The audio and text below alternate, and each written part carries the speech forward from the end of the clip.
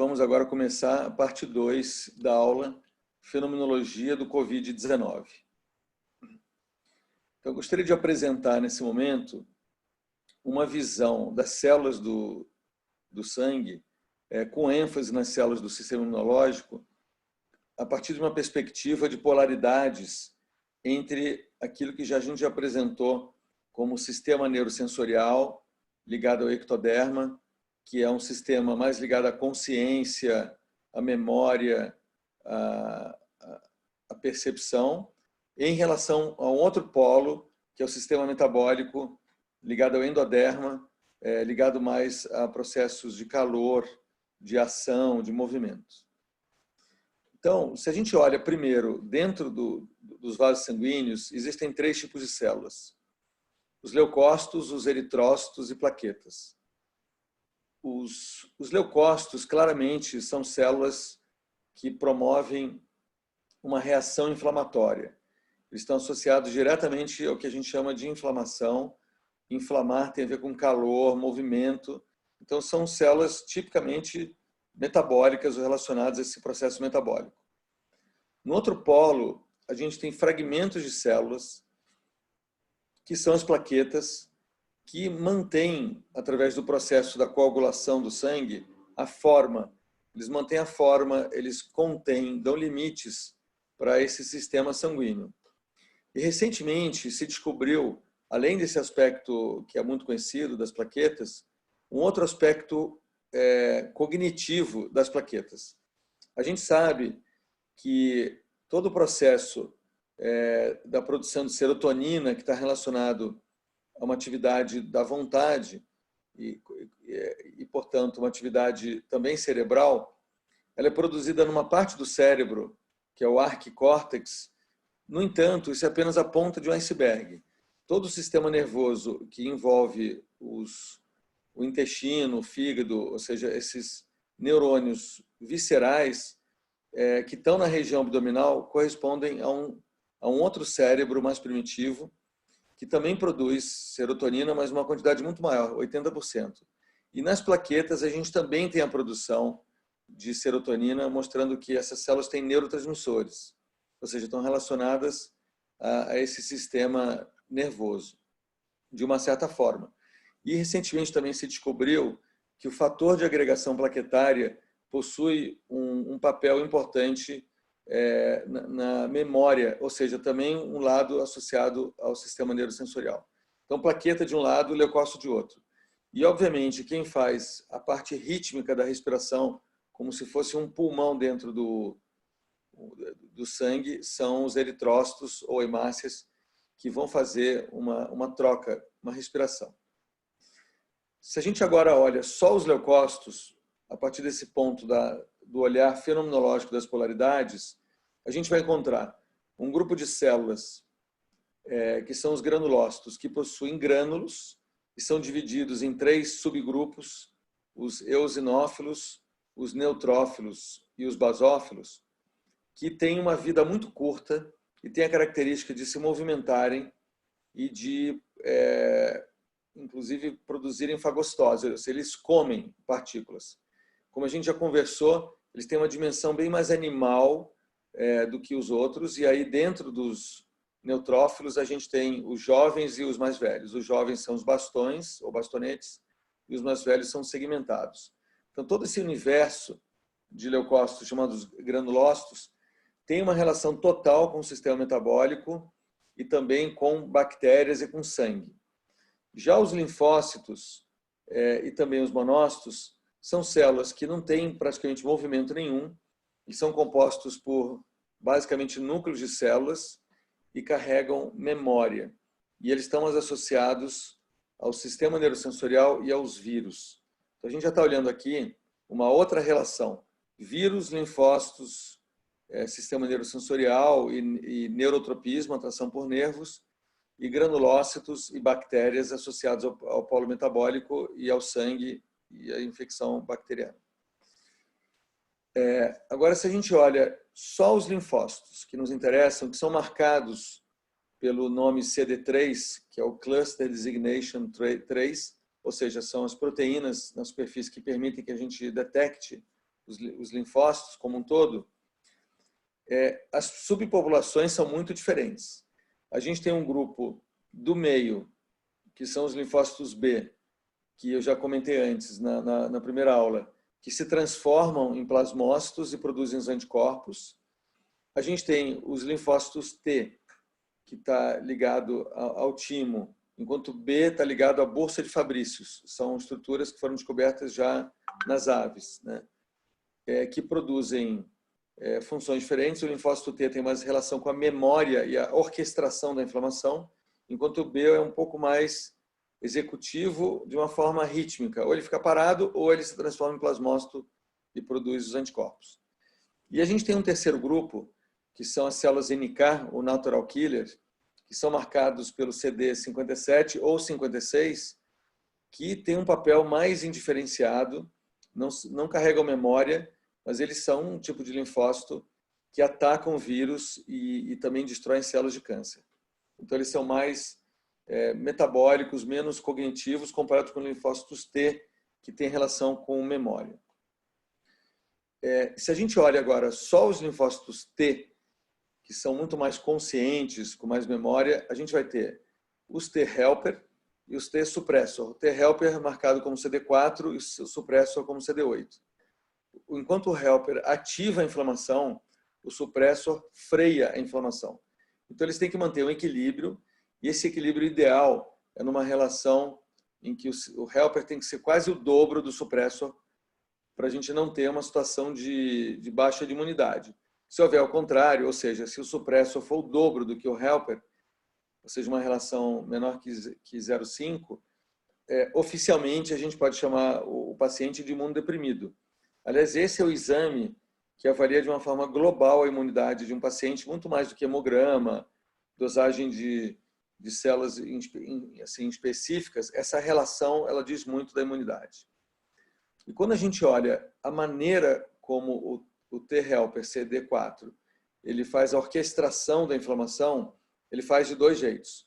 Uma maneira mais jovem, infantil, que é o tipo TH1, que é uma maneira, eu falei mais jovem porque é tipicamente da infância, que é o padrão de produzir febre agudamente, uma inflamação rápida, aguda, que tem um conjunto de citocinas, que são substâncias que aparecem no sangue, que são como se fossem os veículos disso.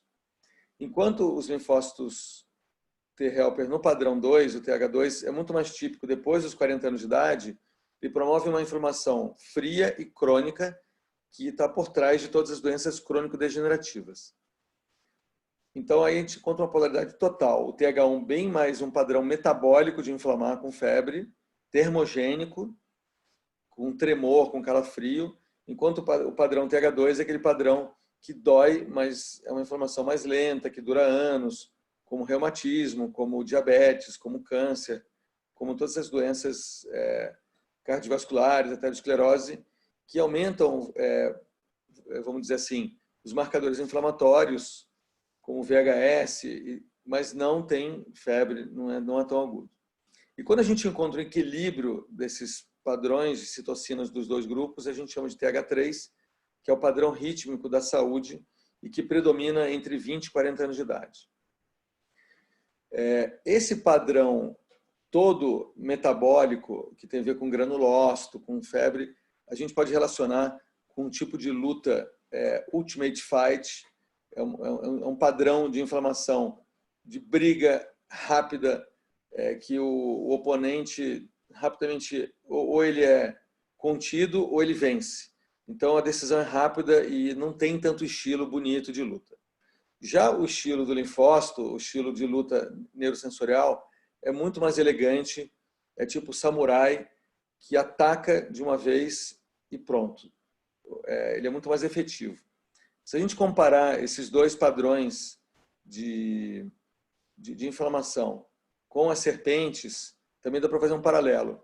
As serpentes que produzem uma saliva, que é o veneno da serpente, mais proteolítico, de destruição de proteínas, ela é um padrão um pouco mais inflamatório agudo, que é o caso da jararaca, por exemplo, e que tem uma forma de dar o bote, assim, não tão preciso, mas ela vai tentando e acerta. Já o padrão neurosensorial de uma serpente seria mais da cascavel, que não é tão agressiva, ela avisa antes com guiso e não ataca. Mas se ela atacar, ela tem um índice de acerto de quase 100%. É como se fosse um padrão mais agudo, mais, vamos dizer assim, focado, mais laser, como se fosse o padrão mais dos anticorpos. Então aqui a gente tem a apresentação dos tipos de linfocinas ou citocinas das substâncias que são produzidas pelos linfócitos. O padrão TH1 produz interleucina 2, interleucina 3, interleucina 12, interferon, FNT, que é o fator de necrose tumoral, que leva a dor muscular, e também é produzido interleucina 1 nesse padrão TH1, que é o pirogênio endógeno, que injetado no sangue produz febre. O padrão TH2 é um padrão que tem outros tipos de interleucinas, como 4, 5, 6, 9, 10, 13, que é um padrão mais crônico, né? E como vocês vão ver, depois, o padrão do COVID, ele tem misturas. Tem bastante interleucina 6 como marcador, mas ele também produz fator de necrose tumoral, da dor. Ele tem características dos dois, só que não em equilíbrio como o TH3. É um padrão mais de tempestade de citocinas e não do padrão de equilíbrio. Então, ele ativa tudo de uma maneira desorganizada, o COVID.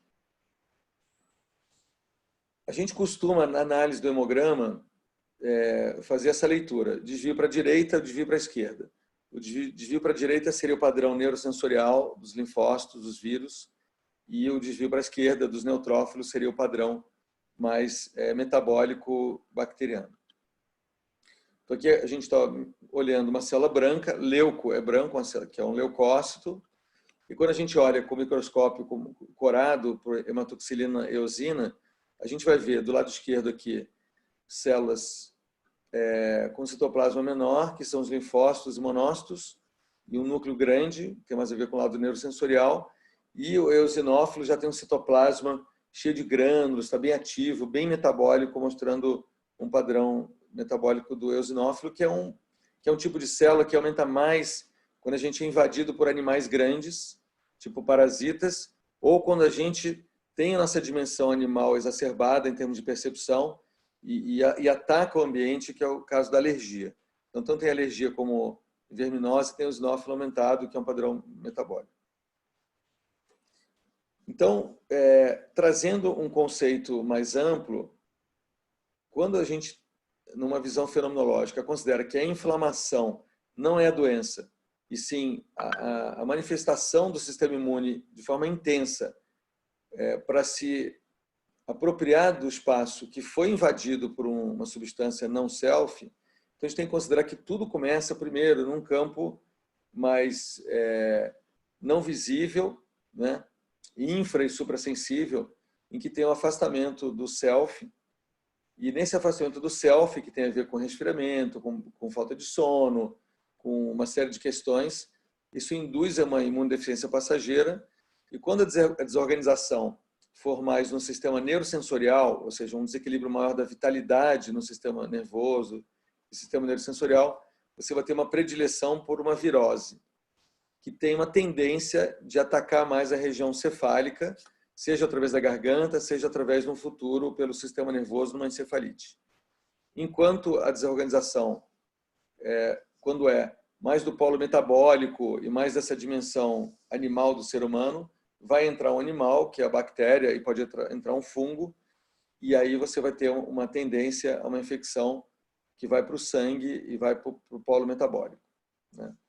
Então, quando a desorganização ela se aprofunda, ao invés de haver uma resposta imunológica adequada, aí você tem um caminho do nervo, o caminho, vamos dizer assim, do neurotropismo pelos vírus, que é a encefalite, e o caminho do sangue pelas bactérias é o caminho do hemotropismo, hemo de sangue, que é o sepsis, o choque séptico, quando o tônus das arteríolas se perde, e aí toda essa dimensão do tônus que está ligada à dimensão animal, ela fica tão fraca que abre todos os capilares, e aí você pode colocar soro fisiológico à vontade, pode colocar sangue, que a pressão continua baixa, porque o espaço dos capilares é um espaço gigantesco. É uma área, é um volume que você pode colocar todo o sangue do hospital que o paciente vai continuar chocado. A não ser que você consiga trazer de novo tônus com essas forças da família da adrenalina, que eu já falei, da dopamina, dobutamina, que foram isoladas também da serpente, que é um animal que tem uma força muito grande. E quando a dimensão humana, do self, que está conectada ao sangue diretamente, ela se desloca, o sangue se torna um corpo estranho e se coagula dentro dos vasos, que a gente chama de CIVD, coagulação intravascular disseminada, consome todos os fatores de coagulação e termina com sangramento. Então, seriam as duas evoluções dramáticas do caminho do neurosensorial ou do metabólico, né? A encefalite ou a septicemia. E dentro desse conceito fenomenológico, se a gente olha uma inflamação clássica que possui os 4 sinais flogísticos, são os 4 sinais que o Celsius, um grande médico grego, descreveu já no século I, que são rubor, tumor, dor e calor, como os 4 sinais. A gente pode olhar que o rubor corresponde a uma intensificação no nível visível, físico, de algum processo que está acontecendo. Então, a inflamação está se manifestando pelo rubor, pela vermelhidão, numa dimensão física. Se a gente olha o mundo mais da água, dos líquidos, que tem mais a dimensão da vitalidade, a gente vai perceber um acúmulo de líquido, um inchaço, um edema que a gente chama de tumor. Um tumor, obviamente, benigno. E quando o nível que tem a ver com a consciência animal, ele se intensifica no local, a gente vivencia na inflamação a dor. E essa dimensão mais humana, mais ligada ao self, se manifesta com o aumento da temperatura local, o calor.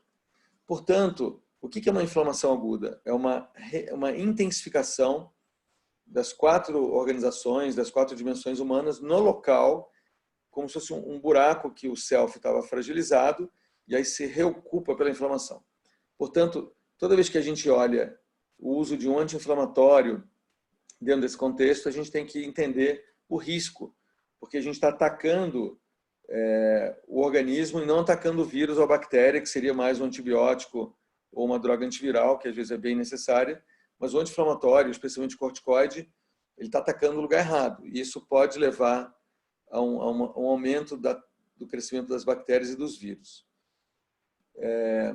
E também, quando se usa muito anti-inflamatório durante a infância, você pode desenvolver uma fraqueza, uma tendência à imunodepressão, que é o caso, por exemplo, de muitas crianças que vão em pronto-socorro e tomam muito corticoide e depois desenvolvem, frente a uma vacina viral ou até uma infecção viral, uma encefalite sem necessidade. Quando a temperatura corporal sobe, a gente tem que entender que existe uma temperatura ideal. Essa temperatura ideal ela é regulada pelo centro regulador da temperatura corporal, que fica no hipocampo, numa área do cérebro, e no hipotálamo também, desculpa, no hipocampo não, no hipotálamo mais, mas nessa região que o hipocampo, o hipotálamo pertence, que é o arquicórtex, essa região mais primitiva, que envolve também o tronco encefálico. Então ali você tem os centros reguladores, que também envolve bulbo, ponte, toda essa região mais primitiva do cérebro. E a região termogênica, ela faz com que a temperatura fique entre 37,5 e 38,5, como a zona de aumento de uma velocidade de 6 vezes da imunidade, e a temperatura nessa condição é como se fosse uma condição ótima para o processo inflamatório ocorrer. A gente quer que o paciente, num processo inflamatório, ele fique nessa zona. É uma área que também corresponde ao risco de convulsão febril até 5, 6 anos de idade, que é o período em que o cérebro ainda não está pronto em termos de mielinização, mielinização é o processo da bainha de mielina, que é dada pelas células de nutrição, de sustentação dos neurônios, rodarem ao redor dos axônios durante um período de muitos anos. Isso começa no 7º mês da gravidez e vai até 5, 6 anos de idade. Então esse é o período vamos dizer, de vulnerabilidade da febre em termos de gerar convulsão febril. Embora isso seja super raro, 1% ou menos das crianças que podem ter alguma experiência na vida, e são convulsões benignas que não deixam sequela. Mas é bom saber que o risco de convulsão é na febre baixa e não na febre alta, como muita gente pensa, porque ela não está associada ao grau de temperatura, e sim à velocidade de subida da temperatura. Então, o que a gente quer nessa temperatura? Manter a criança ou adulto nessa temperatura como se fosse um banho-maria, e quem tem a sabedoria de manter a temperatura perto dos 37, 37,5 é a abelha. A abelha sempre vive nessa temperatura. Ela tem uma musculatura que é a musculatura das asas da abelha, na região das costas, que é termogênica, ou seja, à medida que ela bate as asas, ela produz calor. A colmeia, como organismo, mantém uma temperatura, se a gente colocar um termômetro numa colmeia, ao redor de 37 graus, seja na neve, seja no Equador, porque a velocidade de batimento das asas das abelhas controla a temperatura como se fosse um organismo inteiro. E a gente tem, dentro da medicina antroposófica, a produção de medicamentos dentro dessa visão fenomenológica que eu estou apresentando. Então, a gente pode usar o ápice numa diluição baixa, D2, que quer dizer 10 elevado a menos 2, é ponderal, como um estimulante da homeotermia, ou seja, a manutenção da temperatura adequada. Se você der ápice para uma pessoa com frio, ela esquenta. Se der ápice para uma pessoa com febre alta, ela esfria. Ou seja, é uma substância muito inteligente. A beladona tem um clássico efeito anti-inflamatório, a tropina sai dela, e a tropa-beladona é uma planta que promove uma redução do processo de dor, de mal-estar, então ela equilibra o processo inflamatório.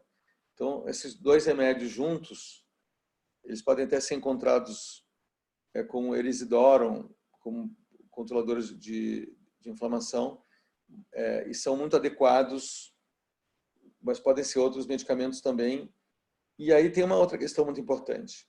Como a febre ela tem uma evolução crânio-caudal, ou seja, da cabeça aos pés, no começo da febre você tem a testa bem quente e os pés frios.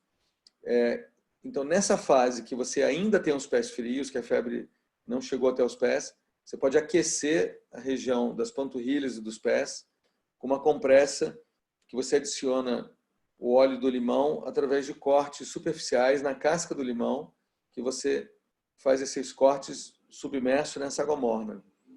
Não é para fazer um corte profundo, mas um corte superficial vai permitir que o óleo do limão vá para a água e ele tem um efeito termogênico. Então, quando a gente faz uma compressa morna, isso dá um bem-estar imediato para quem está com febre, porque diminui a dor de cabeça e o calor excessivo na cabeça e traz o calor para a região de baixo do corpo, ou seja, a região como se fosse uma intensificação da evolução crânio-caudal da febre. Se passar de 38,5, o benefício imunológico da febre já começa a ficar menor. Então, em direção a 38,5, 39, embora não seja mais a fase de risco de convulsão, a gente pode usar, eventualmente, paracetamol, que é acetaminofén, ou dipirona, embora a dipirona se usa muito pouco em vários países, porque ele pode baixar muito rapidamente a temperatura e pode gerar alergia. Mas essas drogas podem ser usadas caso haja um grande mal-estar, né? Então, embora o paracetamol seja um pouco tóxico para o fígado, a dipirona pode causar reação alérgica intensa. Nesse momento da epidemia, são melhores opções do que o ibuprofeno, que tem um risco maior de induzir a uma ligação do vírus com as células por uma questão de receptores. Então, aqui a gente olha um processo inflamatório clássico, que você vê vermelhidão, edema, não dá para ver, mas com certeza está doendo e está quente a região. Então, isso não é, na verdade, a doença, isso é a manifestação do sistema imune atacando o vírus, no caso. E quando o limite do anel de Waldeyer, que é aquele limite entre as amígdalas, as adenoides, os linfonodos, todos que fazem parte dessa região sublingual. Quando ultrapassa esse limite, vai para a região da orelha, dos sinos, da laringe, gerando otite, sinusite, laringite. E quando passa além desse segundo, vamos dizer, essa segunda região, esse segundo limite, aí pode ir para o pulmão.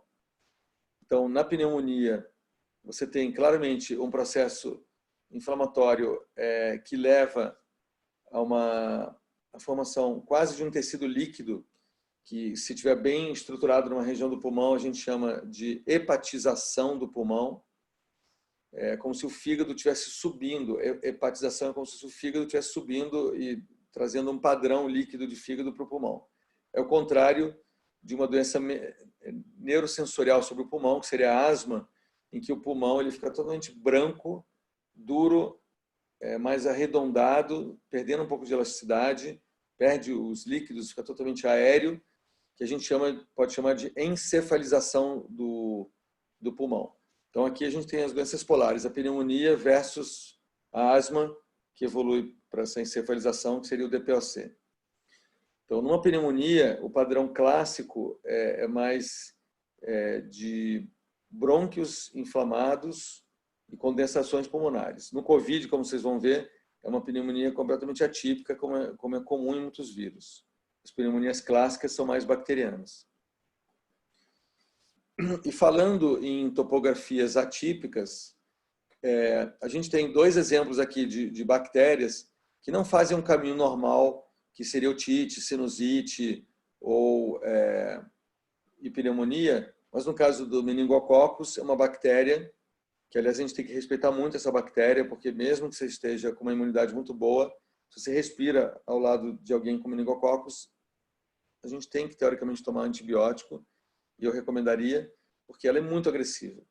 E ela evolui na pele com umas lesões que a gente chama de petequias, que são sangramentos, e ela evolui para a meninge, levando uma meningite meningocócica, ou para as adrenais, levando uma destruição da medula da adrenal, que é um tecido nervoso, que a gente chama de síndrome de Waterhouse, ou seja, Frederico Waterhouse, ou seja, uma insuficiência adrenal aguda, mostrando um padrão de bactéria que vai para o sistema nervoso, que não é comum. Assim como a tuberculose tem um padrão crônico, que é um caminho de infecções crônicas, que classicamente vai para o pulmão, levando a caverna, mas ela pode ficar por anos no organismo, levando a uma infecção nos rins ou nos ossos, chamado síndrome de Pott, e no sistema nervoso. Você pode ter uma lesão encefálica pela tuberculose. Então, são bactérias muito fora do comum. E agora vamos entrar no nosso COVID. Nosso COVID, como todo vírus, ele tem uma estrutura de material genético no centro e uma membrana, que é o capsídeo. Portanto, ele se assemelha a um núcleo de uma célula, muito mais simples do que uma bactéria. E aí ele é classicamente um vírus RNA, que tem uma fita que é enovelada, mas é apenas uma fita só de RNA. E aí a gente consegue reconhecer por esses exames, como o PCR, que é a reação de cadeia de polimerase, né? Que tipo de vírus a gente está lidando e determinar até a carga viral por causa dessas proteínas que tem na superfície do vírus. Então, a gente tem a proteína N, que está associada à replicação, mas é mais interna, mas na superfície mesmo, o que caracteriza esse vírus são essas espículas, que está relacionado ao padrão corona, né, de coronavírus, que são as proteínas S, que são promotoras da entrada do vírus dentro das células para poderem se reproduzir e levam totalmente a um processo inflamatório. A gente também tem a proteína M, que está associada à fusão do vírus, né? E o envelope E está ligado também ao processo inflamatório, patogênese. Os coronavírus são divididos em 4 grupos: alfa, beta, gama e delta. Alfa e beta, eles são originários de mamíferos superiores e, classicamente, os roedores. Isso já mostrando uma classificação, se a gente for pensar em termos de neurosensorial ou metabólico, roedores e morcegos, eles são animais que dormem o dia inteiro ou são mais acordados. Eles são classicamente animais bem acordados, que vivem, eles dormem no máximo 2 horas, e eles podem depois contaminar um outro grupo de animais, que aí tem um padrão mais variado, e depois pode chegar ao ser humano. Então, eles não infectam o ser humano diretamente, mas infectam através de outros animais. E eles levam a uma síndrome respiratória aguda severa, que é o símbolo de SARS, Severe Acute Respiratory Syndrome, ou seja, parecido com outros vírus, e são semelhantes também ao MERS, que é a síndrome respiratória do Mediterrâneo. Ou seja, são todos eles coronavírus. Já o gama e delta, eles infectam basicamente aves, de vez em quando mamíferos, e não tem muita relação com a pandemia nem com o tipo humano. O nosso coronavírus que a gente está lidando, que a gente está chamando de Covid-19, ele é um beta-coronavírus que foi oficialmente designado pela Organização Mundial de Saúde como um SARS, uma síndrome respiratória aguda severa, COVID-2, e batizado como Covid-19. Então, como eu já falei, ele tem essa característica de RNA e tudo mais. Uma característica fundamental é que o reservatório natural dele é um tipo de morcego chamado Chrysanthemum, e o hospedeiro intermediário ele ainda não está definido quem que passou diretamente para o ser humano. Ele tem um período de incubação de 2 a 14 dias, em geral 3 a 7 dias, mas ele pode ficar por muito tempo gerando no organismo uma possibilidade de contaminação. A duração dessa eliminação do vírus pode ser, em geral, entre 17 e 24 dias, mas já foi encontrado até mais de um mês, 37 dias, com um período de eliminação do vírus. Então, se a gente compara o nosso coronavírus com, na tabela, o abaixo, a gripe comum, o resfriado comum, a gente vai ver que a grande diferença é na recuperação. Enquanto um processo inflamatório normal, viral, ele tem 2 a 3 dias de uma fase mais aguda com febre e se resolve em 7 a 10 dias, no caso do coronavírus, ele pode durar 2 meses para haver uma recuperação total do paciente, de 2 a 8 semanas. Então, outra característica que, enquanto o processo da gripe comum fica circunscrito dentro da região do anel de Waldeyer, que é a rinofaringe, o coronavírus ele ataca o pulmão, gerando uma pneumonia aguda, pode levar ao choque séptico, pode levar a uma insuficiência respiratória aguda e pode afetar o coração diretamente, além de poder levar a uma encefalite. Então, é um vírus que tem uma agressividade muito maior. Ele não é tão letal quanto o MERS, que é muito mais grave, tem um tempo mais ou menos semelhante, ele ataca mais o rim, mas ele tem uma letalidade maior. De todos esses aí, com certeza o MERS é o pior. O COVID, o que ele tem de mais característico, mais que todos, é uma capacidade de transmissão muito intensa. Então, se a gente compara os 3 tipos de coronavírus, a gente vê que o SARS, que teve epidemia em 2013, todos começam pelo morcego, mas ele tem um tipo de raposa associada. No caso do MERS, foi através do dromedário, e no caso do Covid-19, até agora, esse animal não está bem definido.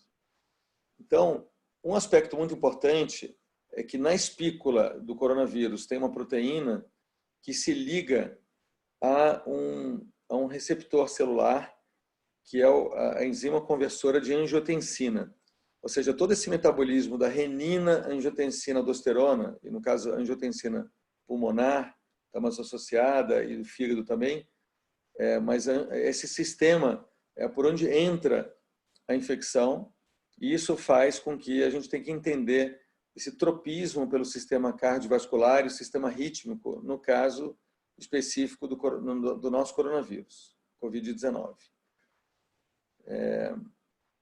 E também outras proteínas que existem dentro do vírus levam a um efeito não só de virulência, de ataque do vírus, mas também de efeito imunodepressor anti-interferon, relacionado um pouco ao padrão de vírus do HIV, que tem essa característica de atacar o sistema imune.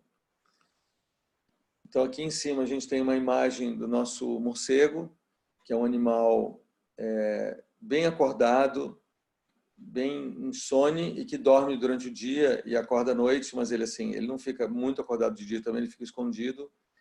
Ele tem padrões bem agitados, nervosos, ele não é um animal calmo, mostrando uma característica da família Corona com o padrão neurosensorial em relação ao hospedeiro inicial, o reservatório, né? E abaixo a foto de um possível animal que se pensou que poderia passar para o ser humano, mas não está provado ainda.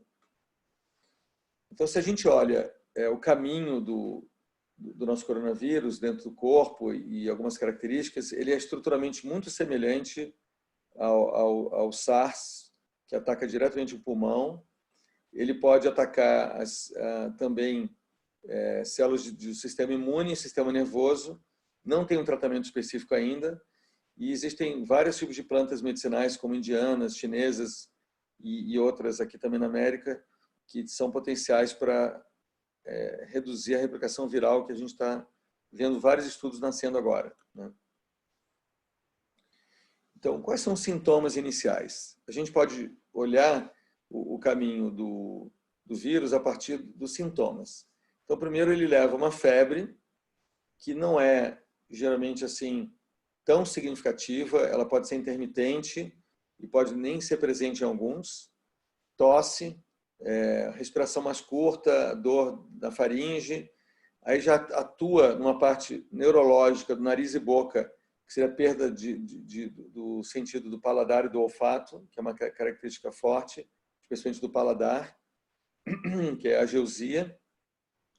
Dor muscular, e aí pode atuar no sistema metabólico também, na área digestiva, náusea, vômito, diarreia, dor abdominal, além de cefaleia, coriza e muita fadiga, muito cansaço. Essas são características bem comuns e faz com que esse vírus não tenha um padrão muito clássico. Ele atua de uma maneira bem sistêmica, podendo tanto manifestar também como rush cutâneo, não está escrito aí, mas a manifestação na pele e diarreia.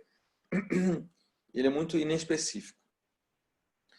Quando o sistema imune está fragilizado, ele faz aquele caminho típico dos vírus, que é pelo neurotropismo, que é chegar pelo nariz no bulbo olfatório, atravessar a barreira hematoencefálica e atingir as células nervosas e gerar uma encefalite e ser detectado no líquor cefalorraquidiano.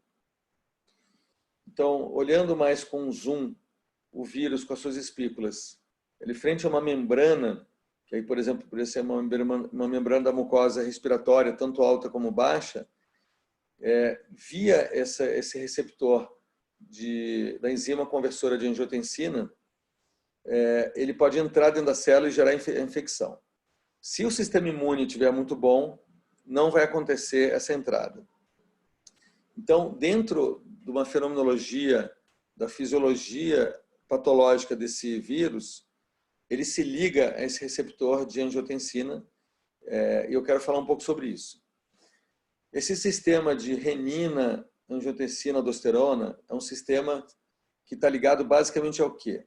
A criação do tônus das artérias, gerando um controle da pressão arterial. Então, tanto é que praticamente todas as drogas antihipertensivas que a gente conhece são drogas que atuam no sistema renina, angiotensina, aldosterona, ou seja, no rim, pulmão, fígado e adrenal. São os órgãos ligados a esse sistema. A renina é produzida no rim, e a renina, ela se converte em angiotensina, que depois se converte em angiotensina 2, até chegar na aldosterona. Esse caminho passa pelo pulmão e pelo fígado. Obviamente, se a gente olhar do ponto de vista do fenômeno e essas dimensões do ser humano, está ligado à dimensão animal do tônus, né? Essa é uma função que o rim faz.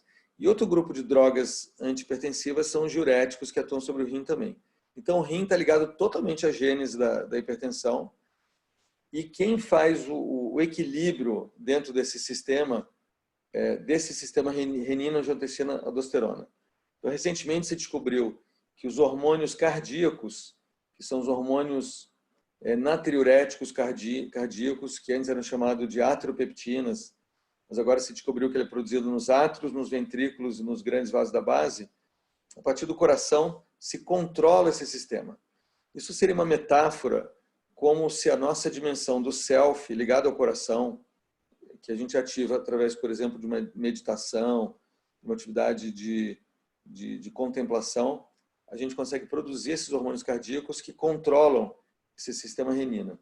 É bem nesse sistema renina-angiotensina que o vírus ele tem um tropismo, uma ligação, e é por isso que também as drogas antihipertensivas poderiam, teoricamente, levar a um aumento da ligação desses vírus a esses receptores, né, de conversão de angiotensina, mas isso, obviamente, colocado na balança, tem sido bem definido pelas academias de cardiologia do mundo inteiro, de que não vale a pena parar os antihipertensivos, porque a morbidade de descontrole da troca de medicamento poderia ser pior e não se mostrou benéfica. Mas, no entanto, para nós, olhando o vírus, a gente entender o que é o sistema renina de uma maneira mais ampla e essa atração pelo sistema cardiorrespiratório, né? Então, vamos lá. Essa seria uma situação em que a imunidade está muito boa, o organismo consegue, através de outras enzimas estimuladas pelo sistema imune, não deixar se ligar a enzima conversora de angiotensina, e aí o vírus é eliminado e nem consegue entrar no organismo. Então, quando a gente olha o fenômeno da pandemia, o que a gente está encontrando? Um fenômeno de muita lesão cardiovascular. Então, o que a gente chama de fator de risco para uma pessoa se tornar ameaçada do vírus? Uma é a imunidade e outra é a morbidade na região cardiovascular. Isso leva a um grupo de risco, obviamente, que são pessoas mais idosas, que são as mesmas pessoas que têm problemas cardiovasculares e têm essa tendência a uma redução da imunidade, que se revela também numa redução de temperatura corporal. Então, é muito importante entender essa correlação. Outra área também do sistema rítmico que o COVID tem tropismo é pelo pulmão, ligado a esses receptores. Então, faz com que esse grupo de pacientes que sejam ou pneumopatas ou cardiopatas, junto com os pacientes que têm diabetes, hipertensão, obesidade, eles sejam os pacientes que vão ter maior grupo de risco. Existe um efeito também direto do vírus sobre a questão da coagulação do sangue, podendo levar a fenômenos de tromboembolismo, tanto venoso como arterial. É parecido com a síndrome de Kawasaki, que é uma doença que se manifesta com lesão de pele, tipo uma rubéola, algo assim, mas que também pode levar a uma arterite, né, até no coração.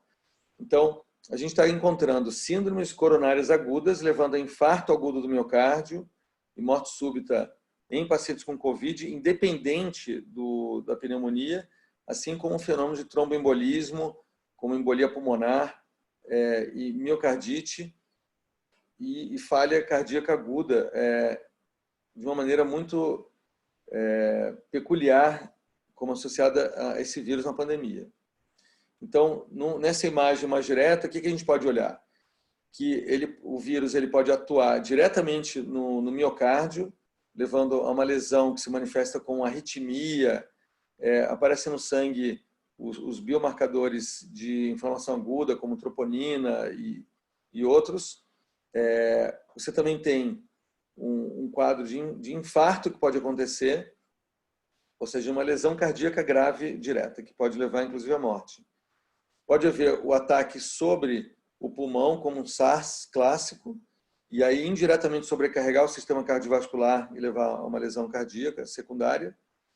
Ou você pode ter um processo inflamatório generalizado no corpo, levando a uma falência de vários órgãos, que a gente está chamando de tempestade de citocinas, como se fosse uma hiperinflamação corporal geral que vai atacar vários tecidos. Então, de uma maneira geral, a gente pode dizer que o vírus ele pode evoluir numa fase inicial com uma resposta positiva, que seria linfocitose, aumento de linfócitos, matar o vírus, acabou, como se fosse uma resposta inflamatória normal frente a uma virose. O caminho negativo seria uma linfopenia, que seria uma resposta negativa, ou seja, o nosso linfócito, que deveria reocupar o espaço, manifestando uma vitalidade adequada, como é a representação desse tipo de célula. Se isso não acontecer, se eu ter uma baixa de linfócitos, esse é o primeiro grau de entrada do vírus, uma resposta de ocupação de espaço. Isso vai fazer que a entrada do vírus no estágio 2, ele assuma uma região cardiovascular, mas ainda como uma pneumonia atípica intersticial, que aparece aquele sinal de vidro fosco, que é típico dos vírus quando atuam no pulmão, que em geral as bactérias não fazem isso, ou micoplasma também pode acontecer isso, que gera uma dificuldade respiratória, uma hipóxia relativa, e a fase final, a fase que em geral demora mais de 10 dias, é quando existe essa tempestade de citocinas de uma maneira muito profunda, e aí leva a uma lesão de vários órgãos e o coração como órgão-alvo, levando ao risco de vida imediato. Então, a gente pode, olhando essa evolução do grupo de risco, ligado também a diabetes, a obesidade, hipertensão, entender também um pouco o que significa o grupo de risco e a associação com a síndrome metabólica.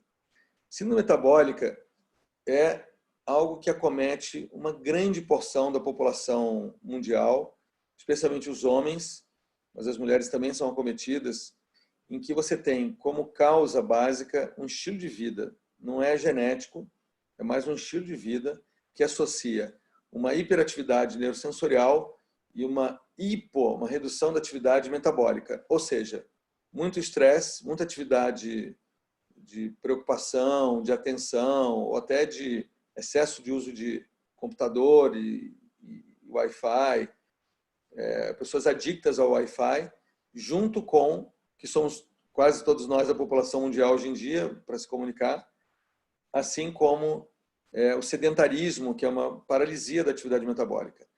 Essa conjunção, se a gente fosse imaginar um equilíbrio, como se fosse um 8, né? Entre o sistema neurosensorial, a atividade neurosensorial e a atividade metabólica, a síndrome metabólica, ela vem desse grupo que tem um neurosensorial enorme e um metabólico fraquinho. Ou seja, a gente fica parado frente ao computador o dia inteiro. Isso leva a um desequilíbrio do sistema nervoso autônomo, um desequilíbrio autonômico, em que o sistema simpático, que está ligado ao neurosensorial, ele fica hiperativo, e o sistema parasimpático, que está ligado ao polo metabólico, fica reduzido de atividade. Isso se manifesta no sangue com aumento de cortisol, que é aumento do tônus simpático crônico, né, produzido pelo córtex adrenal. Isso leva a todo esse desequilíbrio de colesterol aumentado, a glicose que não consegue entrar nas células, a pressão começa a aumentar nas artérias, e isso leva a um risco de vida, de mortalidade absurdo no mundo inteiro. Então, quais são os componentes da síndrome metabólica? Então, a pressão aumentada no sistema rítmico, o colesterol, que deveria fazer uma rota no polo metabólico, daqui a pouco eu vou explicar qual seria a rota do colesterol. Ele não faz a rota, fica aumentado no sangue.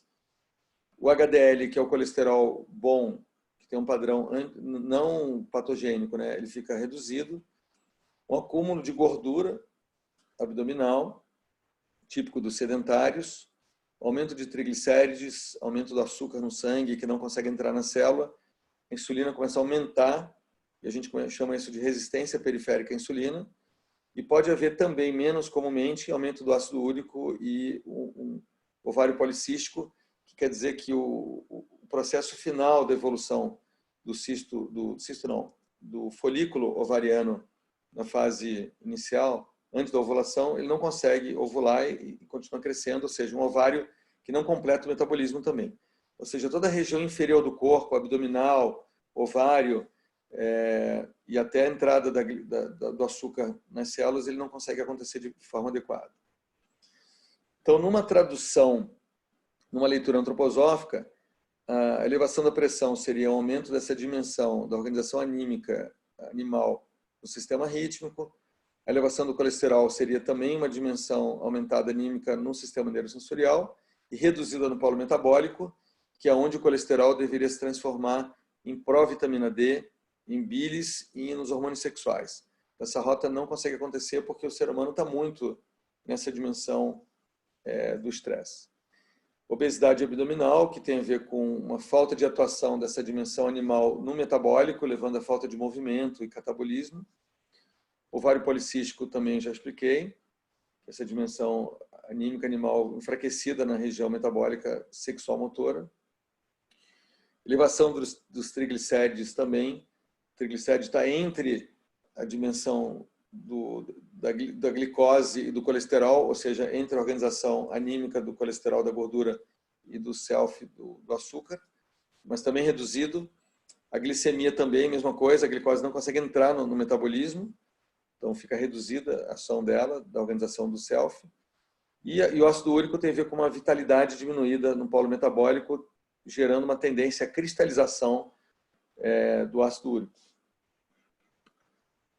Então, dentro dessa imagem de uma cabeça grande, um corpo pequeno, né, que está representado aqui por um 8 assimétrico, a gente entende por que o LDL, que é o colesterol com padrões mais neurosensoriais de cristalização, de endurecimento, ele fica super aumentado, ele seria um precursor, e o HDL, que seria um colesterol mais metabólico, mais leve, mais quente, que não se deposita, não se cristaliza, ele fica reduzido.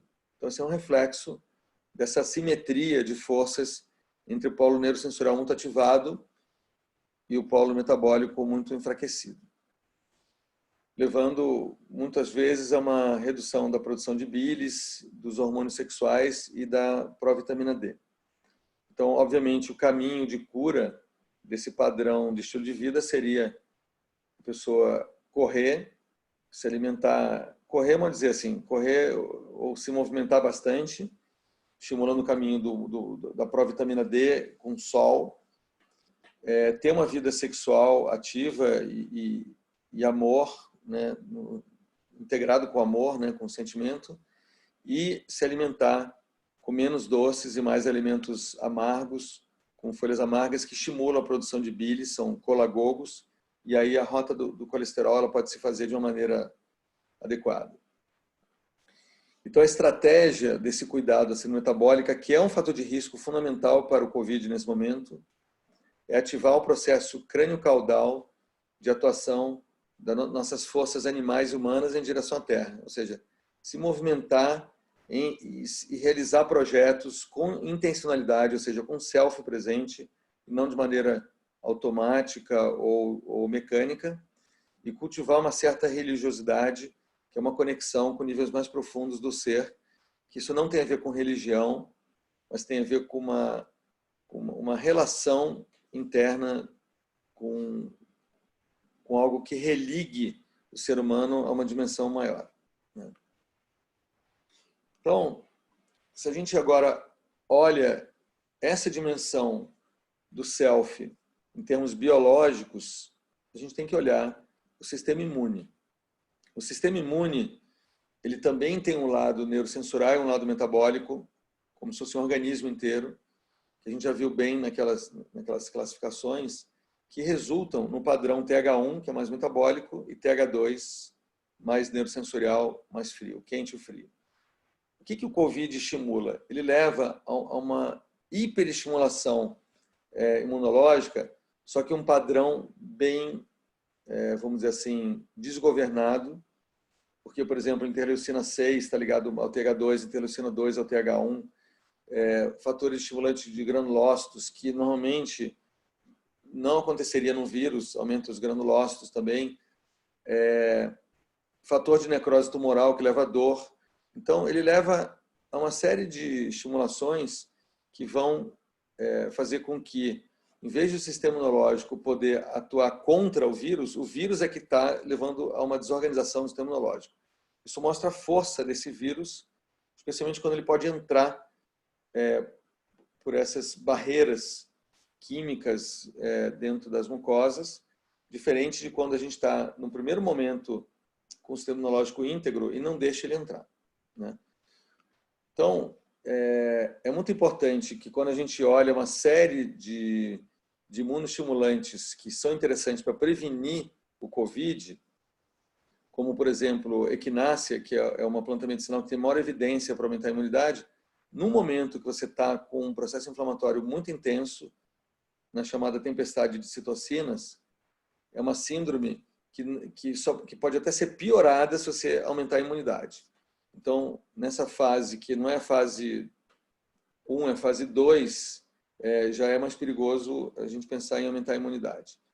Aumentar a imunidade é algo, obviamente, muito delicado, porque a gente pode modular essa imunidade mais em pacientes que estão com baixa de imunidade. Quem está com a imunidade boa, quando você dá um remédio que aumenta a imunidade, não existe grandes mudanças, né? E aí, quando a gente olha as manifestações do COVID em autópsias de pacientes que faleceram de COVID, o que a gente encontra comumente?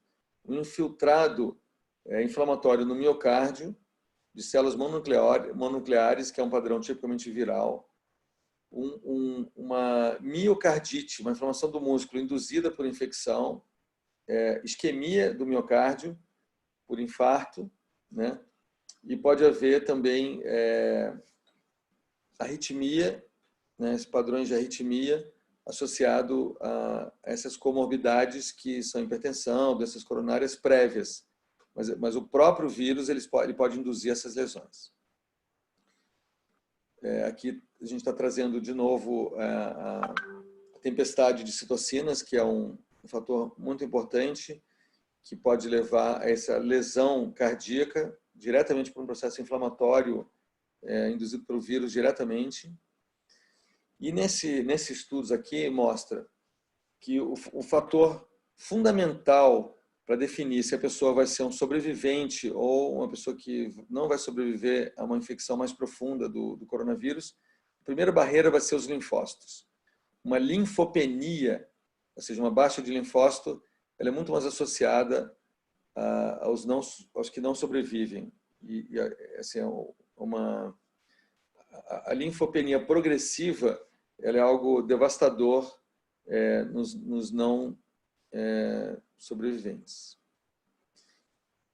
Outra coisa importante também é que esse vírus ataca a região intestinal como se fosse um enterovírus, né? Isso também é um padrão diferente. Além de atacar a região cardiovascular, também pode atacar a região metabólica.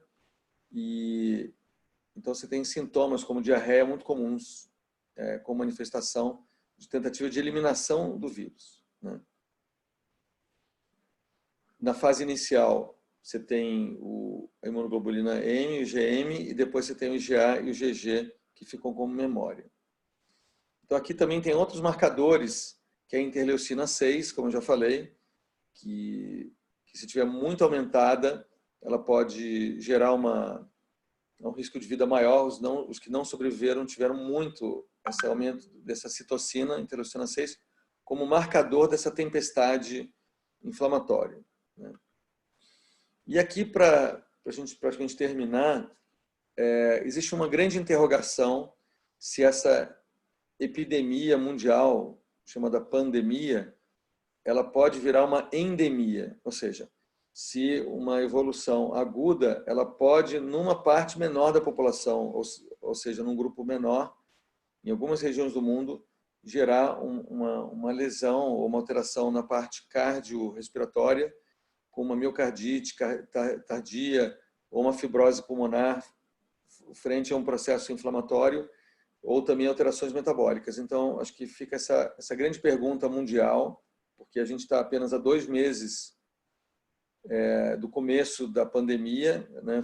Foi dia 11 de março que ela foi deflagrada, e a gente está agora dia 19 de maio, então a gente está 2 meses e uma semana da pandemia.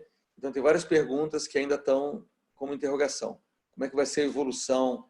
Se tem risco dela voltar em algum país onde já teve? Se o IgG, que é o anticorpo que nos dá proteção contra todos os vírus pós-vacina ou pós uma infecção natural, se eles vão nos dar proteção, se é possível aumentar a imunidade ou não, porque, de uma maneira geral, a estratégia convencional de aumentar a imunidade é muito dentro dessa memória do linfócito T, ou seja, através de vacinas, em que você imuniza o sistema imunológico, e a gente pode pensar aqui numa imunização mais ampla, mais profunda, que seria uma imunização de corpo, alma e espírito, ou seja, alimentação adequada, atividade física que tenha uma boa relação mente-corpo, como a yoga, por exemplo, ou na antroposofia, euritmia, ou seja, atividades que você esteja presente no momento que você esteja fazendo o movimento, meditação, e também alimentos que estimulem a temperatura corporal, que nos coloquem mais quentes, mais prontos para uma inflamação adequada, que seriam os alimentos termogênicos, como, por exemplo, canela, cravo, gengibre, ou seja, alimentos que são mais quentes. Isso tudo é muito importante, como um aumento de resistência. E aí, obviamente, a gente tem os probióticos, que podem estimular toda a nossa imunidade global, os prebióticos, que estão muito nos alimentos fermentados, como iogurtes, chucrute, misoshiro, que é a sopa de miso, ou seja, os fermentados, eles alimentam essa flora nossa normal. E, obviamente, a gente pode usar a mão também de uma série de medicamentos naturais que aumentam a imunidade. Isso tudo para prevenir. Mas isso é uma grande questão a ser difundida amplamente, porque o isolamento é como se fosse uma camisinha, né? Ele cria uma barreira e é fundamental, como teve no confronto da epidemia de HIV. A gente tem o isolamento social, porque agora é muito pior do que um plástico na região localizada do corpo. É mais uma questão do ar que a gente respira, né? O coronavírus está presente no ar. Então, o isolamento social e o uso da máscara, obviamente, é a medida principal. E aí a gente tem todas essas questões, desde o século XIX, século XX, da hidroxicloroquina, que vem da árvore da quina, que foi o grande tratamento da malária, que gerou os estudos do Hahnemann para a lei dos semelhantes da homeopatia, e que na gripe espanhola foi um grande medicamento, pelo menos como tentativa, e agora, de novo, está se discutindo esse medicamento antigo da quina, junto com antibiótico, mas assim, realmente a grande questão é entender essa doença, entender o que é o grupo de risco e a gente poder se equilibrar cada vez mais para, frente a um contato, não desenvolver a doença. E ensinar isso para os outros e promover isso nos outros também de forma altruísta e empática. Então, para terminar, eu gostaria de recomendar que todos que atendam algum caso de paciente com Covid-19, dentro dessa abordagem integrativa, complementar em saúde, que a gente chama no Brasil de PICS, né, dentro do Ministério da Saúde, e que a Organização Mundial de Saúde chama MTCI, Medicinas Tradicionais Complementares Integrativas, que inclui o sistema médico complexo, medicina antroposófica ou antroposofia aplicada à saúde, essa racionalidade médica, que possam registrar através desse sistema de registro, que vai para um banco mundial de experiências de atender pacientes com Covid com uma abordagem integrativa. Então, muito obrigado e nos vemos na próxima. Grande abraço a todos.